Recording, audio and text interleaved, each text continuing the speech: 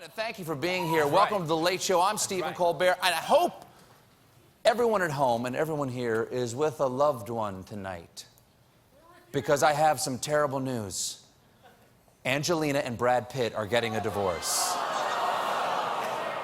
That's right, no more Brangelina. They're just going to be Jolina and Bran now. Here's what happened. The divorce papers were filed yesterday in Los Angeles Superior Court, citing irreconcilable attractiveness. Now, why did this happen? We don't know. We don't know. We can speculate, but we're not sure, because in the early hours after something this cataclysmic, it's the fog of war.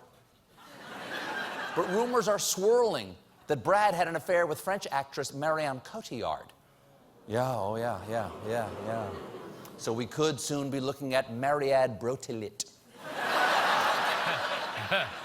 Now, speaking of bickering couples, are you guys ready for this Monday's presidential debate?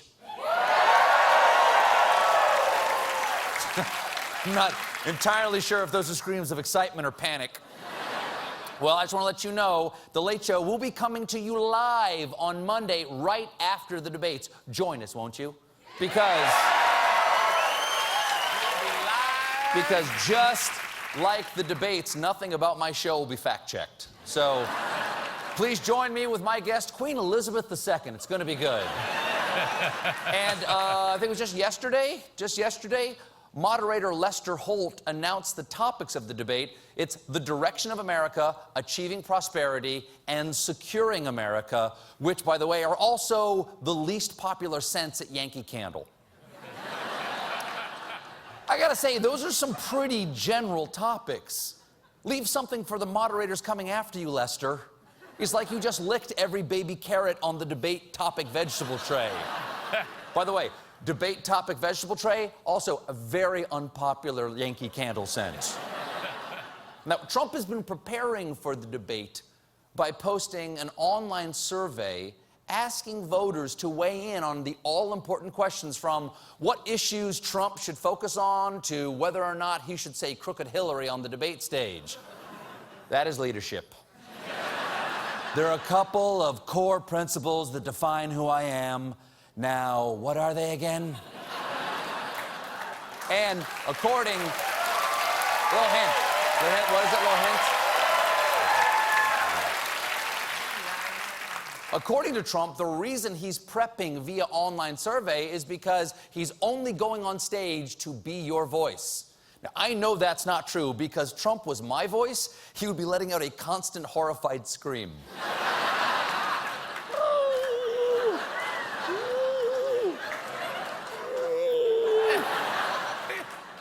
There's a reason I believe we do not run democracy via BuzzFeed poll.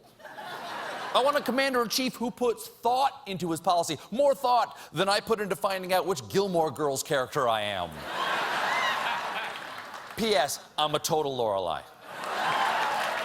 But, Lorelai fans. But on the other hand, this is a rare opportunity for you to directly influence a presidential debate, okay? He's reading this online poll to figure out what he should say on stage. So here's what I want you, the Colbert Nation, to do. I want you to go to gop.com/debate-prep-survey and fill out the survey. And whenever, on almost every question, it gives you the option, other, please specify. And whenever you see the words, other, please specify, put in something we'd really like to hear Trump say, like, I'm releasing my taxes, or I'm not really a billionaire, or Putin's butt tastes like cotton candy.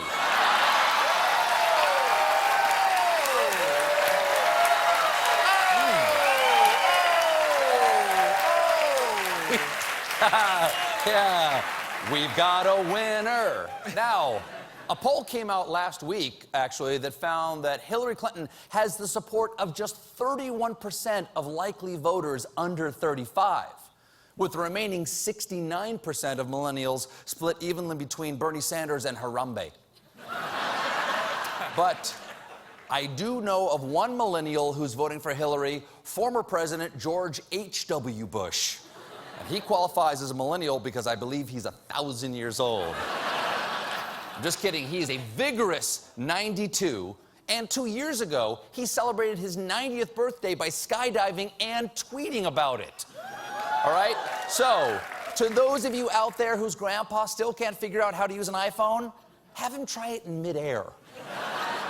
Now, here's how we know how he's voting. Yesterday, former Maryland official and Robert Kennedy's daughter, Kathleen Kennedy Townsend, posted this picture of her with HW on Facebook saying, "The president told me he's voting for Hillary."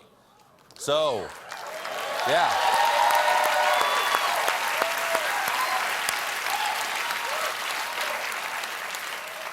So, Jeb Bush, there goes your one write-in vote. Now,